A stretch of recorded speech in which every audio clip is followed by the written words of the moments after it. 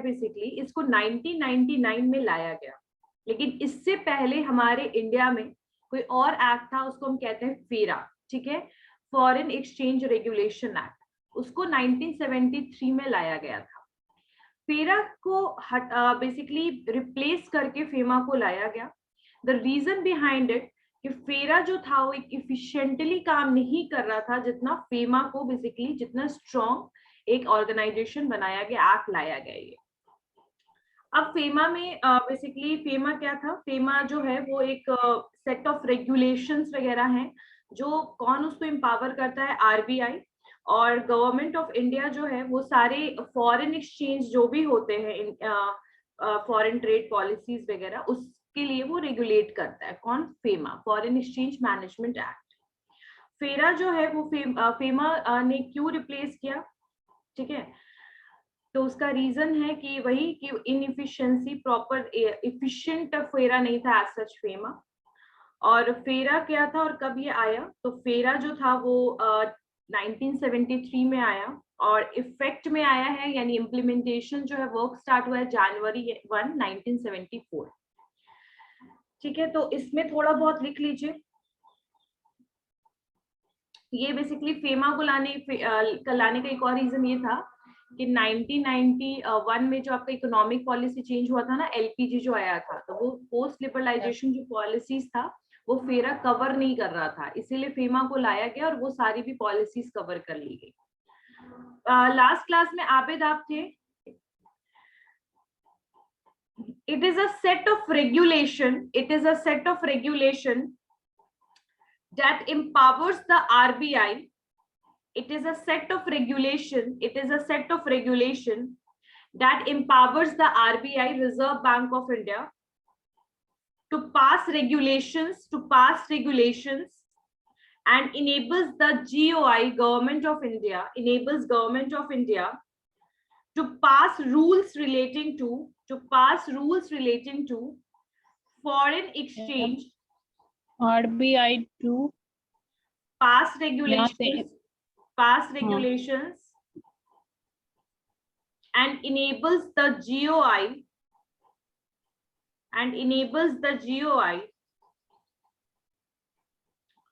to pass rules relating to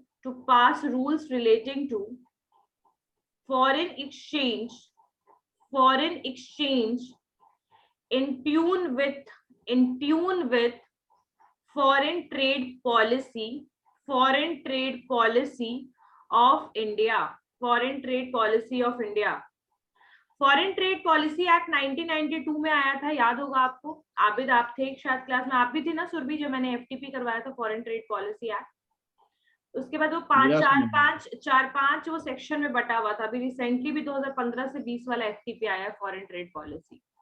तो जो foreign exchange management act है, ये सेट है रेगुलेशंस का, जो एम्पावर करता है आरबीआई को और गवर्नमेंट ऑफ इंडिया को for making the policies related with the exchange rate and the foreign exchange policies, यानी exchange rate से policy और foreign exchange policies जो हैं उनके लिए जो भी rules regulations बनाने होते हैं उसके साथ ये comply करता है, और साथ साथ ये FTP के साथ ट्यून करता है, यानी FTP के साथ ये सारे policies को लेकर आता है मिलकर।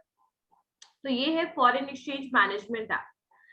आगे लिखिए कि which did, या फिर लिखिए आगे लिखिए बस, FEMA replaced an act. FEMA जो है रिप्लेस किया है उसने एक्ट को, याद रखिएगा, FEMA replaced an act. FEMA replaced an act called FERA, foreign exchange regulation act. FEMA replaced an act, FEMA ने एक रिप्लेस किया है एक्ट को, और वो क्या है? फेरा, foreign exchange regulation act, foreign exchange regulation act. ये काफी पुराना रेगुलेशन एक्ट था, इसी की वजह से इसको चेंज मॉडिफाई करने की जरूरत थी, क्योंकि जब नया एलपीजी का वो इकोनॉमिक पॉलिसी जब आया तो वो सब कुछ कंप्लाई कर ही नहीं रहा था, तो फेरा को हटाना जरूरी हो गया था। तो फेमा जो है वो फेरा की जगह पे आया, रिप्लेस होकर आया है। आगे लिखिए कि व्हाट इज फेरा and when was it passed. फेरा क्या है और ये कब इसको पास किया? तो फेरा जो है उसमें लिखिए फेरा, FERA, फेरा, foreign exchange regulation act. Foreign exchange regulation act, legislation. पता है ना कि पहले कोई भी बिल होता है, फिर वो एक्ट बनने के लिए उसको लोकसभा राज्यसभा में पास करने के बाद उसका बाद प्रेसिडेंट का साइन लगता है, तो वो बाद में एक्ट हो जाता है। ठीक है, तो वही सेम चीज है। If Foreign Exchange Regulation Act legislation was passed in 1973, was passed in 1973। याद रखिएगा कि कभी भी कोई भी ऑर्गेनाइजेशन जब तक कुछ भी हो, एक्ट एग्रीमेंट कुछ भी, जब उसको पास किया जाता है, ठीक है, या फिर साइन होता है, तो उसी टाइम से उसका डेट मेंशन होने लग जाता है। इसीलिए फेरा जो होता है उसे हम फेरा 1973 कहेंगे, ना कि 1974। ठीक है, तो it came into effect on January 1, it came into effect on January 1 1974। यानी कि कब आया इफेक्ट में? जनवरी 1 1974 को इसको लाया गया है फेरा को। क्लियर है? अब FERA was pass to regulate the financial transaction, आगे लिखिए, जनवरी 1 1974 में फेरा को लाया गया, ये इम्प्लीमेंट हुआ, और इसका जो एक्ट था ये पास हुआ था 1973 में। अब फेरा को पास करने का क्या रीजन था, क्यों उसको लाया गया, क्यों इसका एग्जिस्टेंस जरूरी था 1970s में? तो लिखिए, फेरा was passed to regulate the financial transaction. FERA was passed to regulate the financial transaction concerning foreign exchange and securities. यानी कि फेरा को लाने का रीजन क्या था? फॉरेन ट्रांजैक्शन के लिए कंसर्न और फॉरेन एक्सचेंज और सिक्योरिटीज के लिए।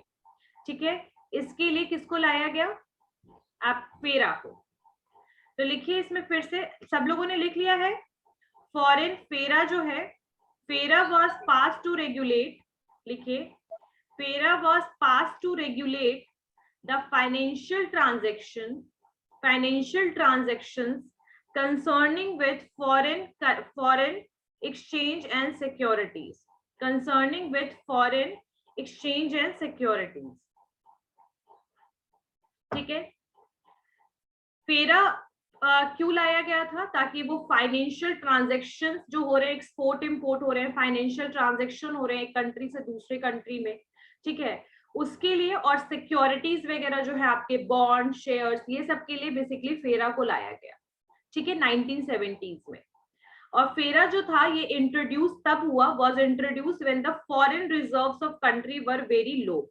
और फॉरेक्स जो उस समय एक फॉरेक्स के लिए जो रिजर्व्स, आज भी हमारे कंट्री में भी रिजर्व रखता है आरबीआई, तो ये फॉरेक्स जो उस समय फॉरेन एक्सचेंज का हमारे इंडिया में रिजर्व्स बहुत ज्यादा कम था, तब हमने फेरा को लेकर आए। तो इसमें आगे लिखिए कि फेरा वाज इंट्रोड्यूस्ड, फेरा को तब लाया गया, फेरा was introduced when the forex reserve यानी फॉरेन एक्सचेंज रिजर्व। फॉरेक्स का मतलब क्या होता है? फॉरेस्ट मत समझ लेना, फॉरेक्स है यानी फॉरेक्स, फॉरेन एक्सचेंज। लिखिए, FERA was introduced when the forex reserves of the country were very low।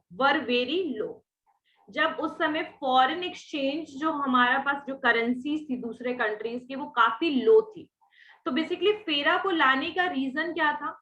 दो रीजन था, एक तो फॉरेन जो ट्रांजैक्शंस हो रहे हैं उसको रेगुलेट करने के लिए, ठीक है, सिक्योरिटीज को रेगुलेट करने के लिए, और साथ साथ जब हमारा रिजर्व्स वगैरह को भी मेंटेन रखने के लिए।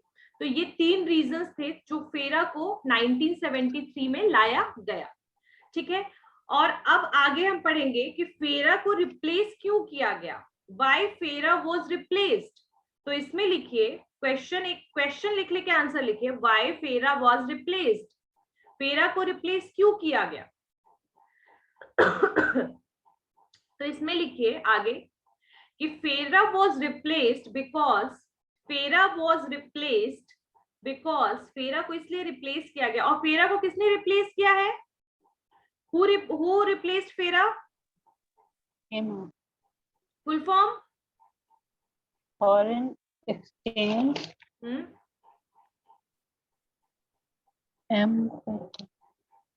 Foreign exchange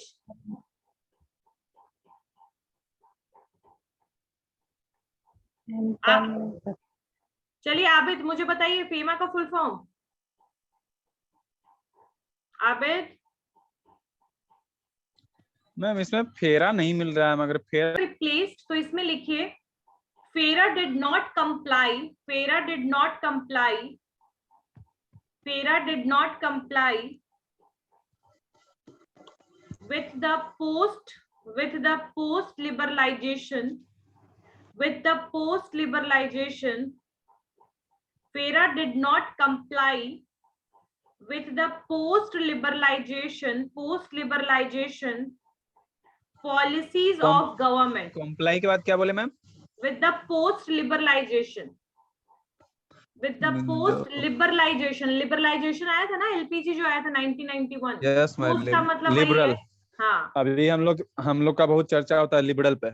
हाँ, तो इसमें लिखिए FERA did not comply with the post liberalization policies of the government। Ma'am एक बोलो, इसमें आप लोगों ने समझ लिया कि FERA did not comply with the post liberalization जो पॉलिसीज आई थी, ट्रेड रिस्ट्रिक्शंस वगैरह जो हट गए थे, ये सब चीज से रिलेटेड रूल्स और रेगुलेशन थे, वो फॉलो नहीं हो रहे थे। ठीक है, वो फॉलो, उसके लिए रेगुलेशंस को FERA जो था वो इंक्लूड नहीं कर रहा था, इसीलिए कोई हमें नया एक्ट चाहिए था जो सारे पोस्ट लिबरलाइजेशन जो पॉलिसीज बनाए गए थे इंडिया में, जो एलपीजी आया, तो वो सारी चीजों को वो इंक्लूड कर ले। इसके लिए हमने फेमा को इंट्रोड्यूस किया, बट फेमा से पहले कंट्री में एफटीपी को लाया गया था, बाद में फेरा को रिप्लेस करके फेमा को ले आया गया। ठीक है, तो एफटीपी जो है फॉरेन ट्रेड पॉलिसी बिल्कुल अलग है, और फेरा और फेमा जो है वो एक ही पार्टी के हैं, यानी फेरा को हटा के फेमा को लाया गया। ठीक है, अब कुछ फीचर्स लिखिए। सबसे पहली बात, एक जो मेजर चेंज आया था फेरा के जाने से फेमा के आने से, कि जितने भी क्रिमिनल ऑफेंस थे, क्रिमिनल ऑफेंस का मतलब वैसे ऑफेंस होते हैं, वैसे गुनाह होते हैं जिसके लिए जेल भेजा जाता है, उसको हम कहते हैं क्रिमिनल ऑफेंस। सिविल ऑफेंस जिसमें आप कंपनसेशन वगैरह दिलवा सकते हैं, जैसे कि अगर एग्जाम्पल के लिए कंपनसेशन में मतलब जैसे पैसा वैसा दे करके कंपनसेट कर देना, कोई स्ट्रिक्ट एक्शन नहीं लेने को हम कहते हैं सिविल ऑफेंस काइंड ऑफ, और क्रिमिनल ऑफेंस होते हैं जिसके लिए आप जेल भेजा जा सकता है। तो फेरा में जितने भी क्रिमिनल ऑफेंस मेंशन थे ना, जितने भी क्रिमिनल ऑफेंस थे उन सब को कन्वर्ट कर दिया गया सिविल ऑफेंस में। एक तो ये चेंज आया था। बाकी कुछ और भी मेन फीचर्स हैं फेमा के, वो कौन कौन से फीचर्स हैं, तो उसके फीचर्स लिखिए। पहला फीचर लिखिए, फर्स्ट। सो क्या क्या बेसिकली फीचर्स हैं, क्या क्या फीचर्स हैं फॉरेन एक्सचेंज मैनेजमेंट एक्ट के, क्या क्या है। तो सबसे पहला फीचर लिखिए कि it gives power to the central government to regulate the flow of payment. सबसे पहली बात कि फेमा का फीचर क्या है, it gives power to the central government, it gives power to the central government to regulate the flow of payments to and from a person situated outside the country. It gives power to the central government, लिखिए, it gives power to the central government to regulate the flow of payments to and from a person situated outside the country, person situated outside the country। यानी कि central government जो है basically वो यहाँ पर इस particularly act ने power किसको दिया है, सेंट्रल गवर्नमेंट को, ताकि वो क्या कर सके, रेगुलेट कर सके, क्या चीज रेगुलेट कर सके, flow of payment, regulate the flow of payments, payment को रेगुलेट कर सके। किस चीज, कौन से पेमेंट को, फॉरेन एक्सचेंज के पेमेंट्स को, यानी टू एंड फ्रॉम, यानी इंडिया से outside India and outside India से इन इंडिया। ठीक है, टू एंड फ्रॉम कहाँ के लिए, किससे, फ्रॉम अ पर्सन, उन लोगों से जो इंडिया के बाहर सिचुएटेड है, ठीक है, बाहर रह रहे, दूसरे कंट्री में रह रहे हैं, अगर वो पेमेंट कर रहे हैं या फिर वो यहाँ से पेमेंट करवा रहे हैं, ठीक है। टू एंड फ्रॉम का मतलब है या तो वो पेमेंट ले रहे हैं या तो वो पेमेंट कर रहे हैं, दोनों चीजों के लिए जो फ्लो होगा फॉरेन एक्सचेंज के लिए, उसको ये कौन कंट्रोल करेगा? Government of India. और ये एक्ट जो है वो एम्पावर कर रहा है गवर्नमेंट को, यानी गवर्नमेंट को ये पावर दे रहा है कि अब आप रेगुलेट कीजिएगा किस किस चीज को, फॉरेन पेमेंट्स, या तो वो इंडिया से हो या इंडिया से हो या इंडिया के लिए हो, दोनों टू एंड फ्रॉम वाला सिचुएशन चलेगा। क्लियर है? Yes.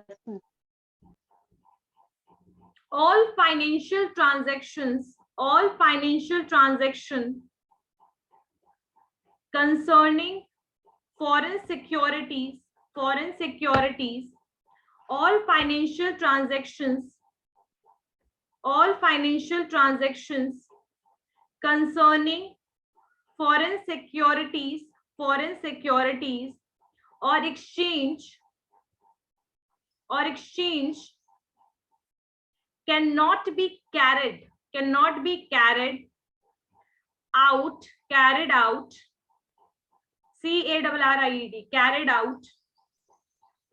without the approval of FEMA, Foreign Exchange Management Act, ठीक है। यानी कि फेमा में इतना पावर है कि उसके अगर वो उसका कंसेंट ना हो या फिर वो उस पर्टिकुलर ट्रांजैक्शन को ऑथराइज ना करे तो कोई भी ट्रांजैक्शन हो ही नहीं पाएगा। ऑल फाइनेंशियल ट्रांजैक्शंस, जो भी फाइनेंशियल ट्रांजैक्शंस हैं, फॉरेन सिक्योरिटीज हो या एक्सचेंज हो, वो विदाउट फेमा के अप्रूवल के पॉसिबल नहीं है। थर्ड लिखिए, थर्ड फीचर,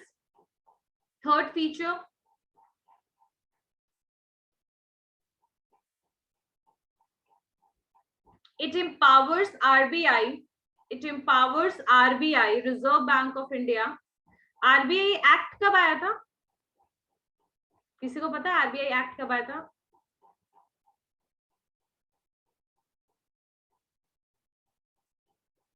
RBI एक्ट आया था 1934, ठीक है। RBI एक्ट आया था 1934 और बैंकिंग रेगुलेशन एक्ट आया था 1949 और RBI एक्ट आया था 1975, ठीक है। तो being a international business students, थोड़ा सा बैंक्स वगैरह और इकोनॉमी का ध्यान रखिएगा हमेशा, ठीक है। चलिए, जो आपका फेमा है, फेमा का फीचर क्या है? Third, it empowers RBI to place restrictions on transactions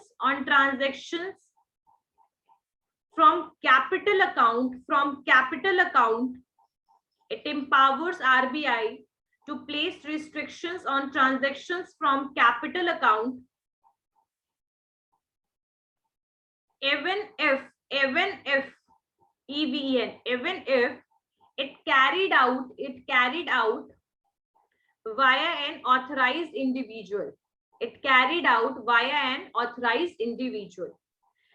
It empowers RBI to place restrictions on transactions from capital account even it is carried out via an authorized individual, ठीक है। यानी कि जो RBI को भी empower करता है कि आरबीआई को वो इतना इंपावर कर रखा है कि अगर कोई ट्रांजैक्शन, वो भी खासकर कैपिटल अकाउंट से हो रहा है, तो ऐसे केस में वो रिस्ट्रिक्शन लगा सकता है। कौन? Reserve bank of India. बल्कि वो ऑथराइज पर्सन हो, लेकिन फिर भी वो रिस्ट्रिक्शन लगा सकता है। यानी इन शॉर्ट जो है आरबीआई के पास ट्रांजैक्शंस पे रिस्ट्रिक्शन लगाने का राइट कौन दे रहा है? FEMA, foreign exchange management act. Clear हो गया? नेक्स्ट लिखिए, और ये सिर्फ और सिर्फ इस चीज के लिए नहीं है फेमा कि सिर्फ 2 कंपनीज और 2 कंट्रीज डील कर रही है, ये इंडिविजुअल पर्संस के लिए, जैसे फॉरेन पर्सन, कोई एनआरआई है जो दूसरे कंट्री में रह रहा है, नॉन रेसिडेंट ऑफ इंडिया है, वो भी कुछ खरीद रहा है, पेमेंट कर रहा है, ऐसे केस में भी इंडिविजुअल कंसेप्ट में भी फेमा के कुछ रेगुलेशंस हैं या फेमा ने कुछ रूल्स बना रखे हैं। अब आगे बढ़ते हैं, फोर्थ फीचर लिखिए, ये बहुत इंपॉर्टेंट फीचर है, इसको ध्यान से लिखिएगा। एज पर दिस एक्ट, इसका मतलब FEMA, as per this act Indians residing in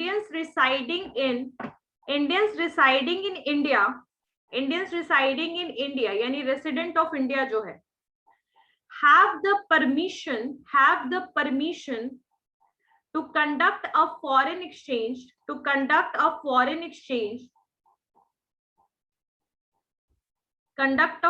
exchange, foreign security transaction,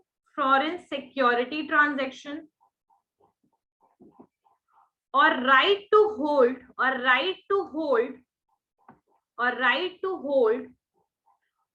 own, own, right to hold or own immovable property. Immovable property का मतलब क्या होता है? जो प्रॉपर्टी मूव नहीं कर सकता, जैसे प्लांट्स हो गए, लैंड हो गए, ये सब। In a foreign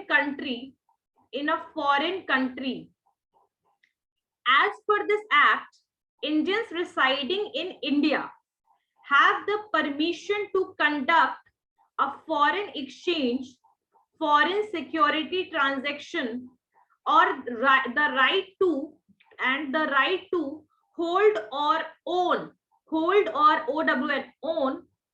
immovable property in a foreign country. पहले ये 4 लाइन जो है ये समझ लीजिए। इस फेमा एक्ट के हिसाब से वैसे इंडियंस जो इंडिया में रहते हैं या रिसाइड करते हैं इंडिया में, उनको परमिशन है किस चीज के लिए कि वो फॉरेन एक्सचेंज में पार्टिसिपेट कर सकते हैं, फॉरेन सिक्योरिटी ट्रांजैक्शन में पार्टिसिपेट कर सकते हैं, यहां तक कि अगर वो चाहे तो वो दूसरे किसी और कंट्री में जाकर के वहां पर इमूवेबल प्रॉपर्टी यानी दूसरे कंट्री में लैंड बिल्डिंग और आपके प्लांट्स वगैरह भी खरीद सकते हैं। ठीक है, फॉरेन कंट्री में। लेकिन आगे लिखिए, आगे इतना समझ आ गया? ये जो 4 लाइन थे ये समझ आ गया? आगे लिखिए, इन केस सिक्योरिटी, इसमें लिखिए foreign country in case security comma property और करेंसी वाज एक्वायर्ड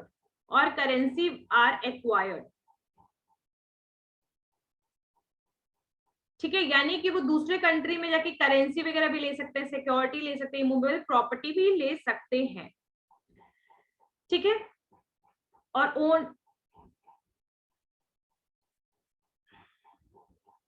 फीचर से मेजॉरिटी आप नोटिस कीजिएगा कि यहाँ 2 फीचर्स तो साफ साफ है कि गवर्नमेंट ऑफ इंडिया को इन्होंने पावर दिया है, इन्होंने आरबीआई को पावर दिया है, ट्रांजैक्शन से रिलेटेड पावर्स है, पेमेंट से रिलेटेड पावर्स है, फिर इंडिविजुअल जो है जो डिसाइड कर रहे हैं या आउटसाइड द इंडिया है, अगर वो फॉरेन एक्सचेंज कर रहे हैं या फिर ट्रांजैक्शन कर रहे हैं तो उनके लिए भी इन्होंने रूल्स रेगुलेशंस बनाए हैं। तो ये तो फेमा के फीचर्स थे। अब स्ट्रक्चर क्या है फेमा का? तो बेसिकली यहाँ पर इसका जो हेड ऑफिस है, फेमा का जो हेड ऑफिस है that is in new Delhi में ये हेड ऑफिस है, हेड ऑफिस इस फेमा का। और फेमा के ऑफिस का नाम इन्फोर्समेंट डायरेक्टोरेट है, इन्फोर्समेंट डायरेक्टोरेट, जिसको हम कहते हैं ईडी। आप लोगों ने कई बार न्यूज वगैरह में पढ़ते होंगे ईडी लिखा होता था शॉर्टकट में, तो इन्फोर्समेंट डायरेक्टोरेट जो है इसका नाम है फेमा के ऑफिस का। और इसमें यहाँ पर डायरेक्टर है, हेडेड बाय डायरेक्टर, और यहाँ पर जो मेन पर्सन होगा वो कौन होगा? डायरेक्टर होगा। और इसका ऑफिस न्यू दिल्ली में है। इसके 5 जोनल ऑफिसेस भी हैं, 5 जोनल ऑफिस भी हैं, जैसे दिल्ली में है, मुंबई में है, कोलकाता में है, चेन्नई में है। ठीक है, तो ये 5 जोनल ऑफिस हैं और हर एक जगह पे डिप्यूटी डायरेक्टर जो है, अभी मैं स्ट्रक्चर ऑफ फेमा बता रही हूँ आप लोगों को कि फेमा का स्ट्रक्चर क्या है। तो बेसिकली फेमा जो है उसको इन्फोर्समेंट डायरेक्टोरेट भी कहते हैं और यहाँ डायरेक्टर है। और ये जो है न्यू दिल्ली, ये क्या है? ये मेन ऑफिस या बोल सकते हैं हेड ऑफिस है। अब 5 जोनल ऑफिस और भी हैं, अलग अलग जगह पे हैं, जैसे कि दिल्ली में है, मुंबई में है, कोलकाता में, चेन्नई और जालंधर में, जालंधर पंजाब। ठीक है, तो और हर जगह पे डिप्यूटी डायरेक्टर जो है वहां हर एक जोनल ऑफिस में क्या है, हेड है। और 5 जोन जो है वो और भी सब जोनल ऑफिसर्स भी हैं वहां पर 7, और ये सारे में असिस्टेंट डायरेक्टर हैं, और बाकी जगह पे चीफ इन्फोर्समेंट ऑफिसर्स हैं। तो ये एक तरीके का स्ट्रक्चर है। और अगर आप लोगों को ये चाहिए अगर नोट्स, तो मैं इसका नोट्स भी आप लोगों को भेज दूंगी। ठीक है, क्लियर है? किसी को कोई डाउट है, पूछना है? फेवरेबल कंडीशंस जहां पर फॉरेन एक्सचेंज करना या ट्रांजैक्शन करना काफी रिस्की हो जाए। मान लो कि यूएस जो है वो इंडिया में आया, फॉरेन एक्सचेंज ट्रांजैक्शन हो रहा है, और अचानक से इंडिया में प्राइस जो है वो डिवैल्यूएट हो जाए, तो ऐसे केस में आपके जो ओवरऑल फॉरेन ट्रांजैक्शन हो रहा है उस पर इफेक्ट पड़ता है। यानी कई बार वो फेवरेबल तरीके से पड़ता है, कई बार वो अनफेवरेबल तरीके से पड़ता है। तो यहाँ पर इसी को हम कहते हैं रिस्क। तो अब आगे लिखिए कि फॉरेन एक्सचेंज रिस्क का मतलब क्या होता है। तो लिखिए foreign exchange risk refers to the risk of an unfavorable change. Foreign exchange risk refers to the risk of an unfavorable change in the settlement value of a transaction, in the settlement value of a transaction, settlement value of a transaction entered in a currency other than domestic currency, entered in a currency other than the domestic currency. ठीक है, foreign exchange risk refers to the risk of an unfavorable change in the settlement value of a transaction, entered in a currency other than the domestic currency. ठीक है, other than the domestic currency। यानी foreign exchange risk का मतलब क्या है, एक unfavourable change हो रहा है, यानी कि जो चीज एक्सचेंज में फेवर नहीं कर रहा है बल्कि अनफेवरेबल है, रिस्की है। ठीक है, जब हम सेटलमेंट करते हैं वैल्यू का या कोई ट्रांजैक्शन करते हैं अपने करेंसी के अलावा दूसरे करेंसी में या फिर दूसरे कंट्री में, तो ऐसे केस में जो ट्रांजैक्शनल रिस्क यहाँ पर आ जाते हैं या फिर वैसे रिस्क जो हमारे पेमेंट्स को बेसिकली इफेक्ट करते हैं, तो ऐसे रिस्क को हम कहते हैं फॉरेन एक्सचेंज रिस्क या फिर एक्सचेंज रेट रिस्क या फॉरेक्स एक्सचेंज रिस्क। तो ये सारे बेसिकली क्या है, फॉरेन एक्सचेंज रिस्क। अब यहाँ पर टाइप्स होते हैं फॉरेन एक्सचेंज रिस्क के कि किस किस तरीके के रिस्क इन्वॉल्व होते हैं। जैसे आपके ट्रांजैक्शन रिस्क हैं, ट्रांसलेशन रिस्क है, इकोनॉमिक रिस्क है। तो यहाँ 3 तरीके के रिस्क के बारे में लिखा गया है, बताया गया है। लिखिए translation risk, transaction risk, translation risk and economic risk. Transaction risk, translation risk and economic risk, 3 तरीके के रिस्क होते हैं फॉरेन एक्सचेंज में, और इसको हम कवर करेंगे नेक्स्ट क्लास में यहाँ से। और हो सकता है कि नेक्स्ट क्लास में आपका ये पूरा चैप्टर खत्म हो जाए। फिर हम लोग जो नेक्स्ट चैप्टर है आपका, एक बचा हुआ है टॉपिक इसमें और, क्राइसिस, पोस्ट ब्रिटेन क्राइसिस। जो ओपेक क्राइसिस आया था ना 1980s के 70s के टाइम पे, तो उसको भी थोड़ा सा कवर करना है। थोड़े बहुत क्राइसिस के बारे में लिखे हुए हैं किताब में आपके कि क्या क्या प्रॉब्लम आया था। ओपेक क्राइसिस जब ऑयल का जो है ना आपका ऑयल पेट्रोल में एक्सपोर्ट जो है होता है उसमें क्राइसिस आया था, तो वो पोस्ट ब्रिटेन में हम कवर करेंगे। ठीक है, anyone have any doubt in any of the topic जो मैंने करवाया है? फेमा समझ में आ गया? फेमा फेरा और अभी जो मैंने आपको मीनिंग करवाया एक्सचेंज रिस्क का समझ आ गया? स्ट्रक्चर वगैरह थोड़ा बहुत समझ आ गया? ठीक है, अगर किसी को भी कोई डाउट होगा तो नेक्स्ट क्लास में जरूर